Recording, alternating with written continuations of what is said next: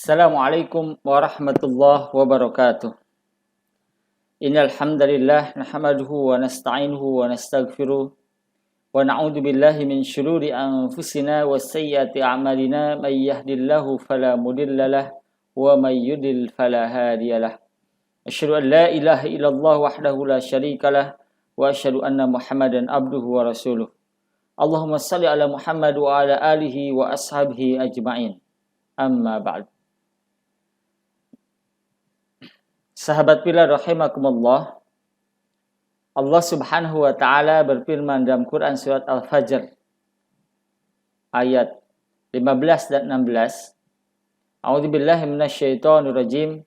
Fa ammal insanu idza mabtalahu rabbuhu fa akramahu wa na'amahu fayaqulu rabbi akraman. Wa amma idza mabtalahu rabbuhu faqaddara 'alaihi rizqah fayaqulu rabbi ahanan. Yang artinya adapun manusia idza mabtalahu rabbuhu, apabila Tuhan mengujinya, fa akramahu, lalu memuliakannya, wa na'amahu, dan memberikan kesenangan, fa yaqulu rabbi akraman, mereka berkata sesungguhnya Tuhanku telah memberikan kemuliaan kepadaku. Wa amma idza mabtalahu rabbuhu, apabila Tuhan mengujinya, faqaddara alaihi rizqah, dengan membatasi rizkinya, fayaqulu rabbi ahanan, maka mereka berkata bahwa Tuhanku telah menghinakanku. Sahabat pilih rahimakumullah, dari dua ayat ini memberikan, atau Allah Subhanahu wa taala memberikan kepada kita tentang realita manusia dalam menghadapi ujian dari Allah Subhanahu wa taala. Ada sebagian orang yang menganggap bahwa seseorang bisa terpandang, seseorang bisa terhormat itu diukur oleh tingginya jabatan atau banyaknya rizki yang diberikan oleh Allah Subhanahu wa taala. Bahkan kata ulama tafsir menyebutkan makna fa'akramahu ay bimalin katsir. Jadi makna fa'akramahu itu dengan diberikan harta yang begitu banyak. Wa na'amahu, kata ahli tafsir yang selanjutnya artinya adalah asya ilaihi, dengan cara hartanya itu diperluas. Sehingga ada sebagian orang yang menganggap orang yang kaya itu adalah orang yang, atau orang yang terhormat itu orang yang diberikan kekayaan oleh Allah Subhanahu wa taala. Ini disebabkan karena kurang ilmu, kurang pemahaman. Padahal sudah jelas Allah Subhanahu wa taala menyampaikan ukuran terhormat atau ukuran kemuliaan seseorang itu tiada lain karena ketakwaan di sisi Allah Subhanahu wa taala. Allah sudah menyampaikan dalam Quran surat Al-Hujurat, ya ayyuhan nasu inna khalaqnakum min dzakari wa unsa wa ja'alnakum syu'uban wa qabaila lita'arafu inna akramakum indallahi atqakum innallaha alimun khabir. Allah Subhanahu wa taala menyampaikan, ya ayuhan nas, wahai manusia, inna khalaqnakum, sesungguhnya kami telah menciptakan kalian, min dzakari wa unsa, dari laki-laki dan perempuan, wa ja'alnakum, dan kami telah menjadikan kalian syu'uban, berbangsa-bangsa, wa ja'alnakum wa qabaila, dan bersuku-suku, lita'arafu, supaya kalian saling mengenal. Inna akramakum, sesungguhnya orang yang paling mulia di antara kalian, atqakum, yaitu orang yang paling bertakwa di antara kalian. Innallaha alimun khabir, sesungguhnya Allah Subhanahu wa taala mengetahui dan lagi maha teliti. Bahkan dalam keterangan yang lain, la farqa bainal a'rabi wal ajami illa bittaqwa. Tidak ada yang membedakan antara orang Arab dan non-Arab kecuali dengan ketakwaan kepada Allah Subhanahu wa taala. Bahkan Rasulullah SAW sudah mengingatkan dalam hadisnya, innallaha la yanduru ila ajsamikum wa la yanduru ila aswarikum wa la yanduru ila amwalikum walakinallaha yanduru ila qulubikum wa a'malikum, yakni at-taqwa, yakni yaitu ketakwaan di sisi Allah Subhanahu wa taala. Ma'asyiral muslimin rahimani wa rahimakumullah. Hal ini senada dengan apa yang disampaikan Ma'asyiral muslimin rahimani wa rahimakumullah. Ayat ini senada dengan apa yang sudah disampaikan oleh Rasulullah SAW dalam hadisnya. Sayati ala nasi zamanun.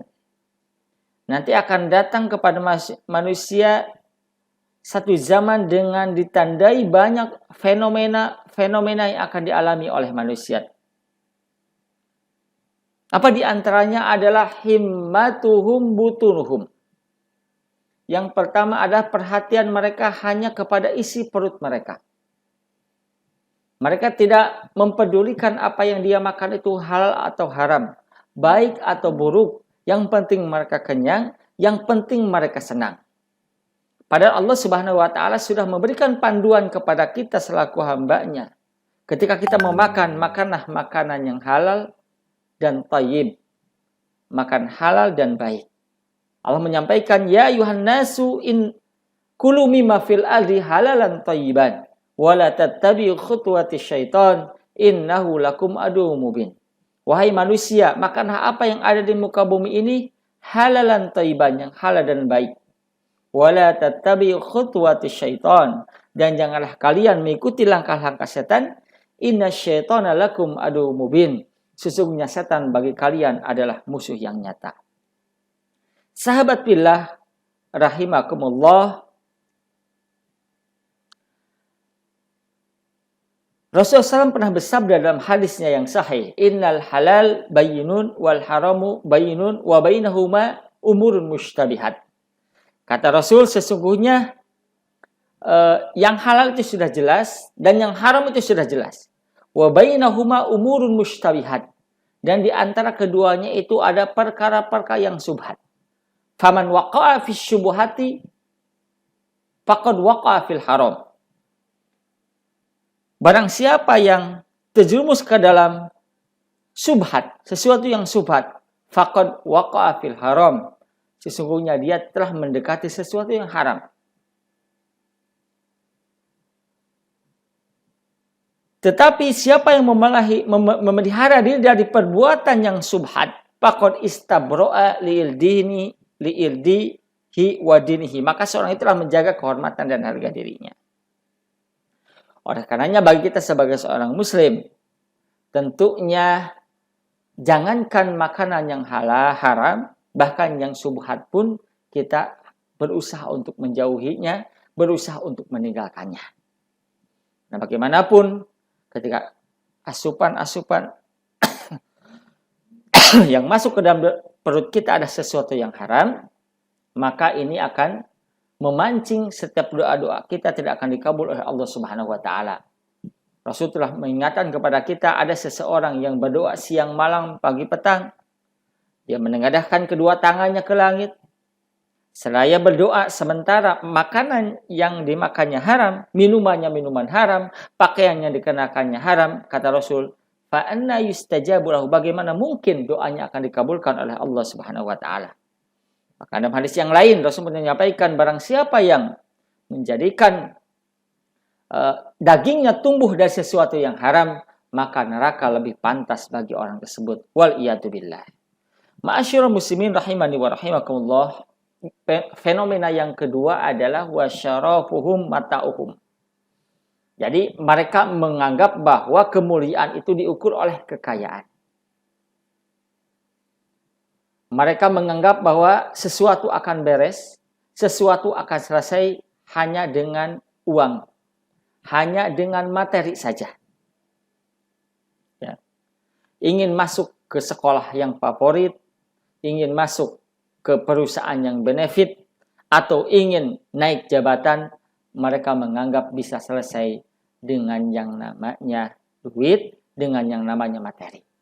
Sahabat billah rahimakumullah, di ayat berikutnya, wa amal insanu idza mabtalahu rabbuhu faqaddaru alaihi rizqahu fayaqul rabbi ahanan. Ada sebagian orang yang menganggap bahwa yang ketika Allah Subhanahu wa taala memberikan ujian berupa keterbatasan ekonomi, kekurangan harta, kemiskinan, mereka menganggap bahwa Allah Subhanahu wa taala itu sudah memberikan kehinaan. Padahal kalau kita melihat bagaimana sirah anbiya. Bagaimana para sahabat dahulu sudah memberikan contoh keterangan bagi kita. Nabi Ayub alaihissalam, beliau diberikan rasa sakit yang begitu lama selama 18 tahun. Bahkan tidak ada satu lubang jarum pun yang selamat. Istilahnya badannya, penyakit kulitnya dari penyakit kulit. Atau penyakit yang ditimpanya. Sampai belatung memenuhi badannya. Bahkan sempat istrinya menawarkan, wahai suamiku, kenapa engkau tidak meminta saja kepada Allah Subhanahu wa taala supaya Allah menyembuhkan? Karena engkau seorang nabi. Apa jawab Nabi Ayub alaihissalam? Tidak pantas bagiku yang sudah diberikan kesenangan selama 80 tahun dengan cara mengeluh, dengan cara meminta disembuhkan hanya baru 18 tahun.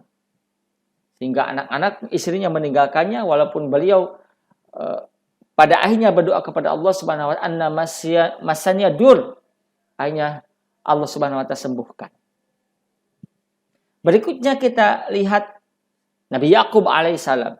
Bagaimana beliau ditinggalkan oleh putranya yang dicintai, yaitu Nabi Yusuf alaihissalam. Dia bersabar, yakin bahwa ini ketetapan dari Allah Subhanahu wa taala. Akhirnya, walaupun di akhirnya dipertemukan lagi dengan Nabi Yusuf alaihissalam. Begitupun juga ada para nabi yang diberikan kekuasaan, diberikan kesenangan, diberikan jabatan yang tinggi seperti Nabi Sulaiman alaihissalam. Lantas beliau pun tidak kufur, malah bersyukur kepada Allah Subhanahu wa taala. Itulah kunci sabar dan syukur. Ketika beliau diberikan kemampuan bisa berbicara dengan seluruh makhluk Allah, hewan, jin. Ketika dia diberikan kekuasaan yang begitu luas, ketika dia diberikan harta yang begitu banyak, apa jawabannya? Hada min fadli rabbi liyabluwani ashkuru am akfur. Ini adalah ujian dari Allah Subhanahu wa taala untuk menguji saya, apakah saya termasuk orang yang bersyukur atau saya termasuk orang kufur kepada Allah Subhanahu wa taala. Berbeda dengan yang namanya Qarun. Ketika diberikan harta yang begitu banyak, ini ada hasil usahaku. Hanya Allah siksa dengan ditenggelamkan ke dalam tanah. Masyaallah muslimin rahimani wa rahimakumullah. Oleh karenanya kita apapun yang diberikan oleh Allah Subhanahu wa taala, musibah, rasa sakit atau yakin ini adalah ketetapan dari Allah Subhanahu wa taala. Alladzina idza asabatu musibah qalu inna lillahi wa inna ilaihi raji'un. Masyaallah muslimin rahimani wa rahimakumullah. Sesungguhnya dalam Al-Qur'an Allah sering menyebutkan dengan kalimat musibah. As-saba yusibu musibah. Isabatan, musibatan. Musibah secara bahasa adalah at-tasa'ub, sesuatu yang menimpa kepada manusia, baik itu yang sesuatu yang baik atau sesuatu yang buruk. Tapi kadang sudah melekat di masyarakat kita, yang namanya musibah itu adalah sesuatu yang tidak diinginkan.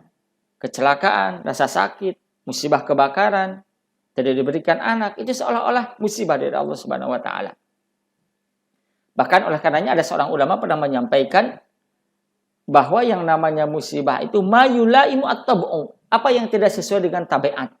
Tidak sesuai dengan apa yang dia inginkan dan yang tidak sesuai dengan yang dia cita-citakan. Bahkan ada sebenarnya menyebutkan ismun man yasul insan. Bahwa musibah itu adalah sebutan bagi sesuatu yang tidak disukai dan tidak diharapkan oleh manusia. Masyaallah muslimin rahimani wa rahimakumullah yang sama-sama dirahmati oleh Allah Subhanahu wa taala. Sesungguhnya musibah yang ada dalam Al-Qur'an itu sering disebut sebagai ujian. Apa saja penyebab musibah ini menimpa kepada manusia atau musibah dalam bentuk ujian manusia? Yang pertama adalah ini merupakan sebuah ketetapan dari Allah Subhanahu wa taala. Ma'asaba min musibatin illa fi kitabim min qabli an nabra'aha. Ma'asaba min musibatin illa biidznillah.